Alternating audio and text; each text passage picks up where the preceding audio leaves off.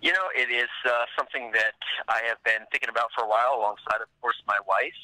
And, well, when I say thinking about it for a while, just the anniversary of that walk that really helped put my name on the map. You know, I have said from day one, I always wanted to give back to that region because of all the positive things that have come from that event.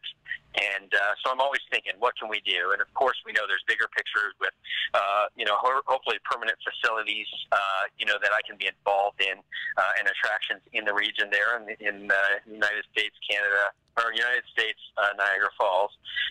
On the U.S. side has kind of been always my passion, just because of the fact that I am, of course, a U.S. citizen, and that's where I got permission first. It really all sort of started there. So that's the bigger picture, but we want to just keep a presence there and do anything we can to hopefully raise awareness of the falls. And not that people aren't aware of the falls, but remind them of Niagara Falls. You know, I know when I'm watching TV and I see, you know, and I see, well, for instance, I was recently watching TV and I was watching a story on Israel. And the Wailing Wall, and had an idea and a dream, and guess what? I'm getting on a plane to head over there now. So again, I see things, I get ideas, and then hopefully I'm able to bring those ideas to fruition.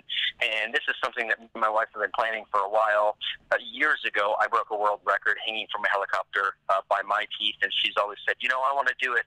I want to beat your record. It's sort of a rivalry that we have between each other. Of course, a positive rivalry, but so I said, you know, well, it's a 5-year anniversary. There's no way I'm going to top walking across Niagara Falls. There's just nothing I can do for that, but I think it would be pretty amazing if you were able to not only hang by your teeth, but she also plans on hanging by her toes. It will be probably a between 5 and 10 minute display that she'll do while hanging over the falls. Wow, that's amazing. You know, I talked to some tourists today, and I talked to them, and a lot of ladies were like gasping. They're like, "You're kidding me!" Well, you know what we try to do is our careers are really about inspiring people to do greater things, and not necessarily to hang by their teeth in their helicopter. But my wife is a mother of 3. We have a 19-year-old that, in fact, graduates from Terrace Island and will be a Marine on June 16th, the day after this stunt. So, you know, to us, it's about inspiring people. Inspiring, you know, for my wife, it's about inspiring mothers out there and women that anything is possible if you work hard enough and if you set your mind to it. But Nick, aren't you going to be a nervous wreck watching your wife do this? Yeah, you know, she said that too, and you know, she said it's your turn to bite your nails off. So, you know, that's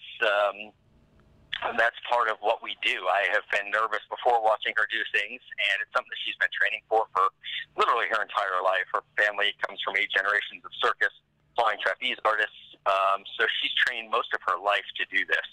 And so I feel confident in her abilities, but of course there's always nerves involved. Logistically, what more do you have to do to make this happen? You know, the permitting process is underway. We are confident. We've talked to the powers that we need to, from what we've been told and led to believe, and everything is setting right into place the way that it needs to in order to make it happen. Okay. All right, Nick, anything else you'd like the public to know at this point about the event? Just excited, honestly excited to be back in that area.